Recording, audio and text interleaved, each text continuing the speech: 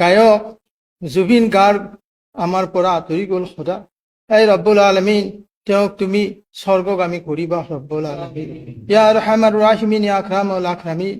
তেওঁ ডেকা বন্ধুসকলৰ ভৱিষ্যত আছিলে খোদা। ভৱিষ্যত প্ৰজন্মৰ কাৰণে এক জগমীয়া চিন তেওঁ ৰাখি থৈ গৈছে পৃথিৱীৰ বুকুত ৰব্বুল আলমিন আৰহামাৰ ৰাহিমিন।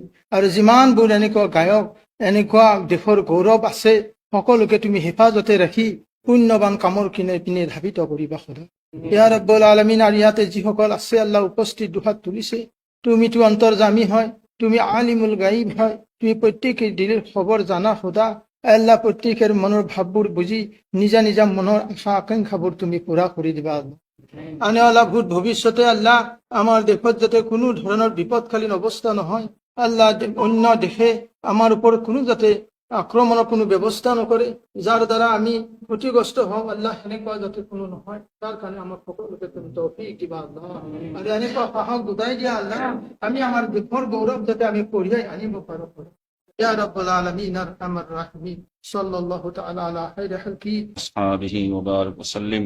اللهم صل على محمد وعلى آله وأصحابه وبارك وسلم كما تحب وترضى عددا. أستغفر الله إن الله غفور رحيم. أستغفر الله إن الله غفور رحيم. أستغفر الله ربي من كل ذنب وأتوب إليه ولا حول ولا قوة إلا بالله العلي العظيم.